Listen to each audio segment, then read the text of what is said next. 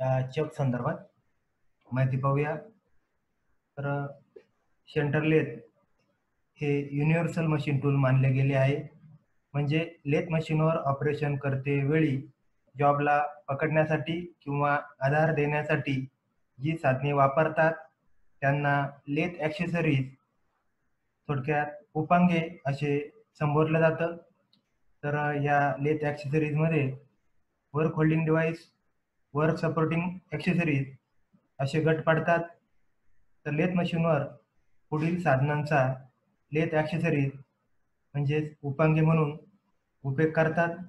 त्यामध्ये chuck, centre, catch plate और driving plate, carrier किंवा lathe dog, face plate, mandrel, steady rest.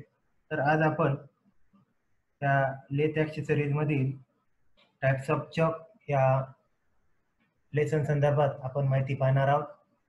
तर अशा प्रकारे आपण ही जी माहिती आहे ती या लेथ ॲक्सेसरीज संदर्भात इंट्रोडक्शन मध्ये पाहिली.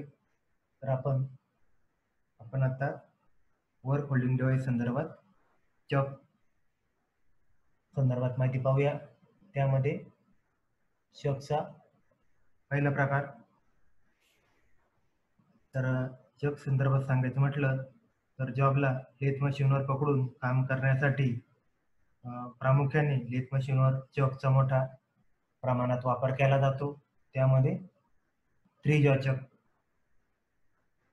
तर या 3 जॉ चक संदर्भात आपण माहिती पाहूया. त्या आकृतीत दाखवल्याप्रमाणे या 3 जॉ चकची रचना असते. तिला 3 जॉ 120 डिग्रीमध्ये बसवलेले असतात. तर चक जॉबला 3 जॉ चकला शेल्फ सेंटरिंग चक असेही संबोधतात.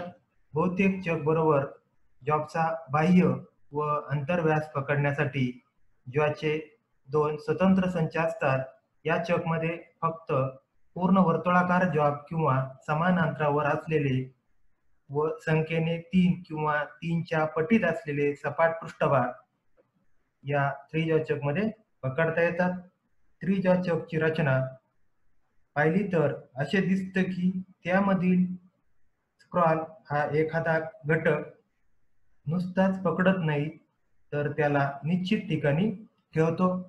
खरे तर ही बाब फारशी चांगली नाही, कारण स्क्रॉल किंवा जॉमध्ये जर झीज झाली तर घटक एखाद्या ठिकाणी निश्चित ठेवण्याची अचूकता कमी होत असते आणि ही झीज लक्षात घेऊन अचूकता राखण्यासाठी काही जुळवाजुळव करण्याची शक्यताही यामध्ये नसते. या प्रकारचे चकचे जॉज जबडे उलटे करून लावता येत नाहीत. या 3 जॉ चकचे जबडे उलटे करून लावता येत नाहीत आणि आतील व्यास व बाहेरील व्यास असलेले जॉब धरण्याकरता अथवा पकडण्यासाठी स्वतंत्र जॉज वापरावे लागतात. तर यामध्ये पार्ट्स ऑफ द 3 जॉ चक, या 3 जॉ चकचे पार्ट्स आपण पाहणार आहोत. त्याच्यामध्ये बॅक प्लेट, याच्या चकच्या पाठीमागे एक बॅक प्लेट असते. त्याच्यानंतर हे 3 दाखवलेले 3 जॉज म्हणतो आपण त्याला. क्रॉन व्हील, आपल्या बाजूला एक क्रॉन व्हील. त्याच्यानंतर पिनियन, हे या चकचे पार्ट सांगता येतील. त्याच्यामध्ये बॅक प्लेट संदर्भात आपण माहिती पाहूया. बॅक प्लेट, चकला बसवलेली बॅक प्लेट ही चक बॉडीच्या मागे ॲलेन स्क्रूच्या मदतीने घट्ट केलेली असते. ही बॅक प्लेट कास्ट आयर्न पासून तयार केलेली असते. प्लेटचे बोर म्हणजे छिद्र हे टेपर असून ते स्पिंडलच्या पुढील भागाशी मिळते. तोंडावर जुळते त्याला गाळा असून स्पिंडलवर ठेवलेल्या की च्या साहाय्याने घट्ट होते. बॅक प्लेटच्या मागील भागावर एक स्टेप ठेवलेली असून त्यावर आटे असलेली एक चपटी कॉलर स्पिंडलवर बसवलेली असून ती बॅक प्लेटच्या थ्रेडवर घट्ट केली असता. स्पिंडलवरील की व बॅक प्लेटचे टेपर्ड बोर एकमेकाशी घट्ट केले जातात. अशा प्रकारे या बॅकप्लेट संदर्भातली माहिती पाहिली. त्याच्यानंतर चकचा पुढचा बॉडी. चकची बॉडी कास्ट स्टील पासून तयार केलेली असून तिचा पृष्ठभाग कठीण केलेला असतो. हा भाग कठीण, बॉडी कास्ट स्टील पासून बनवून तिचा भाग हा कठीण बनवलेला असतो. त्याच्यानंतर हे 3 जॉ संदर्भातली माहिती. चकचे जॉज हाय कार्बन स्टील या मटेरियल पासून तयार केलेले असून त्या जॉला हार्डनिंग आणि टेम्परिंग केलेले असते. त्याच्यानंतर आतल्या बाजूला एक क्राऊन व्हील असतं, त्या संदर्भातली माहिती. हे व्हील मिश्र पोलादापासून तयार केलेले असून त्यावर हार्डनिंग आणि टेम्परिंग ची क्रिया केलेली असते. क्राऊन व्हीलच्या एका बाजूला स्क्रॉल थ्रेड कापलेले असतात, त्यामुळे ज्वाला चाल देता येते. त्याच्यानंतर ह्या चकचा पुढील भाग पिनियन. आतल्या बाजूला या ठिकाणी चक्की बसते, तिथं पिनियन भाग असतो. पिनियन हा हाय कार्बन स्टील मटेरियल पासून बनवलेला असून त्यावर हार्डनिंग आणि टेम्परिंग या क्रिया केलेल्या असतात. यास चक बॉडीच्या परिघावर बसवलेले असते. पिनियनच्या माथ्यावर चक्की बसवण्यासाठी चौकोनी गाळा बनवलेला असतो. तर अशा प्रकारे हे या त्रिज्या चकचे काही पार्ट्स आपण पाहिले, अभ्यासले. तर अशा या त्रिज्या चकचे काही गुणविशेष, मेरिट ऑफ त्रिज्या चकचे गुणविशेष आपण पाहणार आहोत. त्यामध्ये एक, जॉब सहज आणि त्वरित बसवता आणि ट्रू करता येतो. 2, निरनिराळ्या आकाराचे दंडक, गोलाकार व षटकोनी आकाराचे जॉब पकडता येतात. 3, बाह्य व आतील जॉब उपलब्ध असतात. अशा प्रकारे हे या त्रिज्या चकचे मेरिट्स म्हणजे गुणविशेष सांगता येतील. त्याचबरोबर या त्रिज्या चकचे डिमेरिट्स ऑफ त्रिज्या चकचे काही दोष आपण पाहणार आहोत. त्याच्यामध्ये एक, चक झिजला असता अचूकता या चकची कमी होते. 2, जॉब आउट फिरत असल्यास त्यास ट्रू करू शकत नाही. 3, फक्त दंडगोलाकार व षटकोनी आकाराचे जॉब पकडता येतात. तयार व्यासाच्या जॉबचे अचूक सेटिंग करण्याकरता तो समकेंद्री करण्यासाठी या शेल्फ सेंटरिंग चकचा वापर करत नाहीत. तर अशा प्रकारे हे या त्रिज्या चकचे काही डिमेरिट्स, दोष आपण बघितले. त्याच्यानंतर पुढचा मुद्दा पाहणार आहोत, स्पेसिफिकेशन ऑफ चक. तर चकचा तपशील सांगताना खालील बाबी सांगणे त्यामध्ये आवश्यक असते. त्यामध्ये चकचा प्रकार, चकची बॉडी ची रुंदी म्हणजे व्यास, त्यामध्ये डायमीटर, व्यास डायमीटर. 3, लेथ स्पिंडल नोज वर बसवण्याची पद्धत. उदाहरणार्थ 3 जॉ शेल्फ सेंटरिंग चक. पकडण्याची क्षमता 450 मिलीमीटर. बॉडीचा व्यास 500 मिलीमीटर. बॉडीची रुंदी 125 मिलीमीटर. स्पिंडल थ्रेडवर आटे किंवा टेपरवर जोडणी. अशा प्रकारे हे या त्रिज्या म्हणजे चकच्या बाबतीत स्पेसिफिकेशन सांगता येईल. त्याच्यानंतर या त्रिज्या चक नंतर चकचा टाइप्स ऑफ चकचा पुढील प्रकार आपण पाहणार आहोत, 4 जॉ चक. आता त्या ठिकाणी 1, 2, 3, 4 ह्या चकला जॉ असतात. तर 4 जॉ चकला इंडिपेंडंट चक असेही म्हणतात, कारण याच्या प्रत्येक जॉला स्वतंत्र ऍडजस्ट करता येते. या चकला 4 जॉ असतात आणि या 4ही जॉ स्वतंत्रपणे ऍडजस्ट करता येत असतात. यावर जॉबला 0.001 इंच किंवा 0.02 मिलीमीटर इतक्या अचूकतेमध्ये डेट ट्रू करता येते. याची बनावट ही शेल्फ सेंटरिंग चक पेक्षा खूप मजबूत असते आणि यामध्ये वर पकडण्याची क्षमता ही भरपूर असते.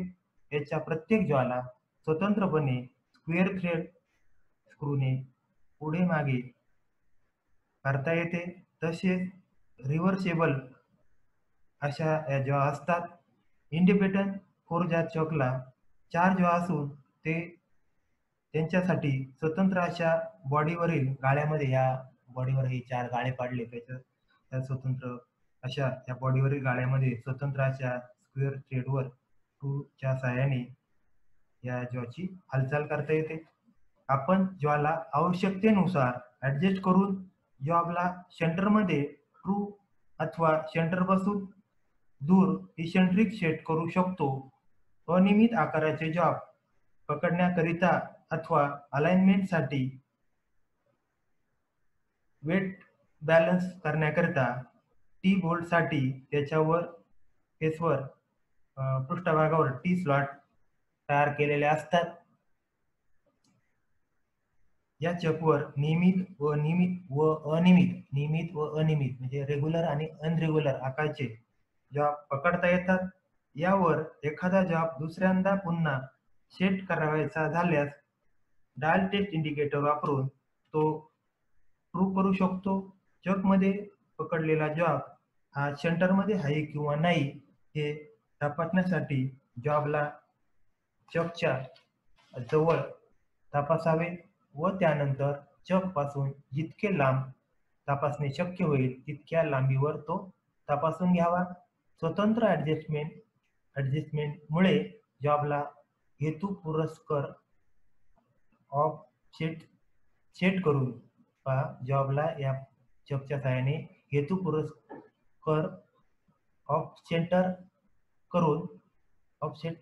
सेंटर करून आपण इसेंट्रिक जॉबची निर्मिती करू शकतो. म्हणजे आपल्याला ऑफसेट टर्निंग करताना याचा वापर करता येतो. अशा प्रकारे ही फोरजा चकची माहिती पाहिली. त्याच्यानंतर मेरिट ऑफ ए फोरजा चक म्हणजे फोरजा चकचे गुण विशेष आपण पाहणार आहोत. त्याच्यामध्ये एक, नियमित व अनियमित आकाराचे जॉब मोठ्या प्रमाणात या चकमध्ये पकडता येतात. 2, इच्छेप्रमाणे जॉब लेथच्या समकेंद्री म्हणजेच कॉन्सेंट्रिक वा विषमकेंद्री म्हणजे इसेंट्रिक पद्धतीने पकडता येतात. 3, पकड शक्ती चांगली असल्यामुळे या फोरजा चकची पकड शक्ती चांगली असल्यामुळे अधिक खोलीचे डेप्थ ऑफ कट घेता येतात. 4, आतील आणि बाहेरील व्यास पकडण्याकरता चकच्या जॉब उलट करून बसवता येतात.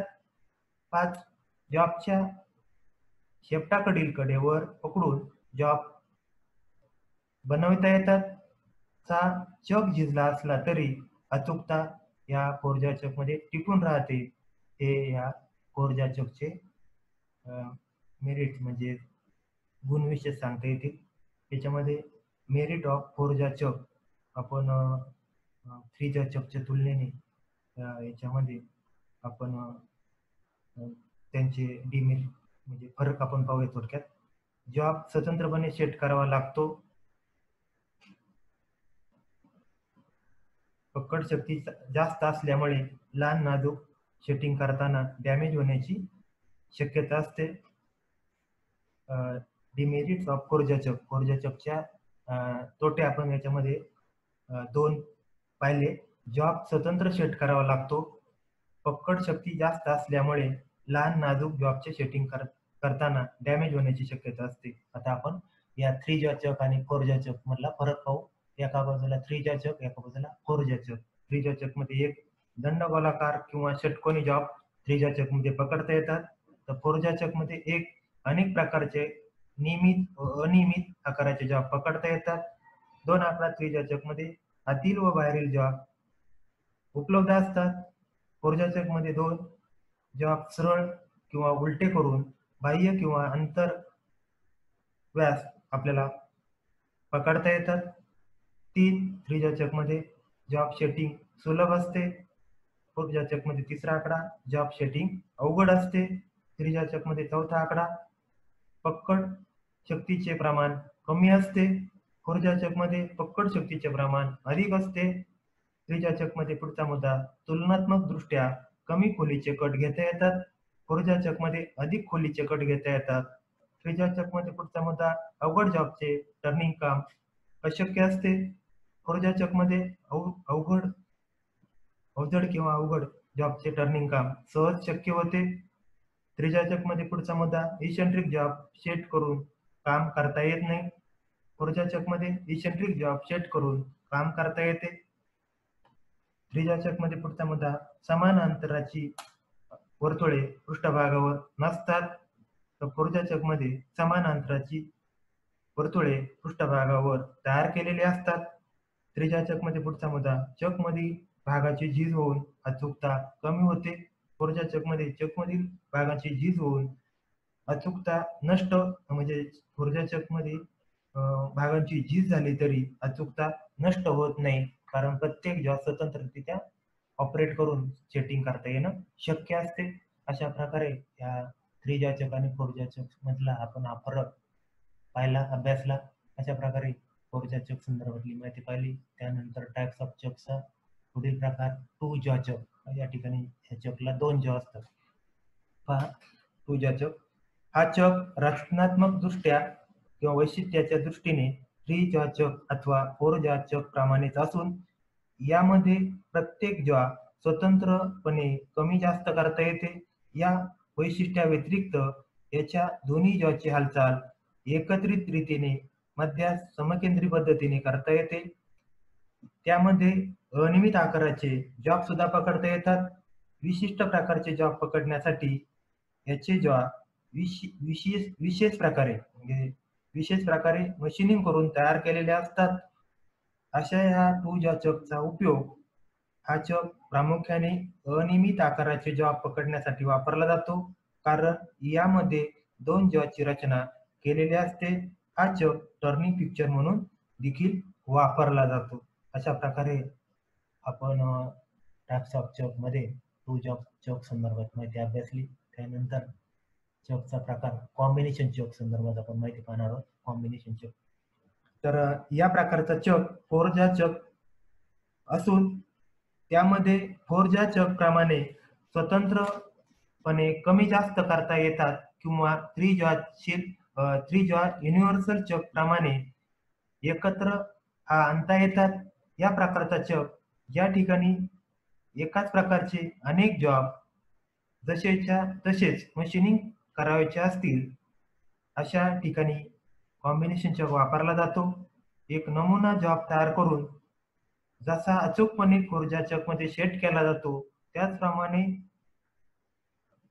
या चक मध्ये सेट करतात आणि त्यानंतरचे त्याच प्रकारचे जॉब सेंटरिंग अरेंजमेंटचा उपयोग करून पकडले जातात. अशा या कॉम्बिनेशन चकचा उपयोग या चकचा उपयोग 3 जॉ चक किंवा 4 जॉ चक प्रमाणे अचूक करता येतो.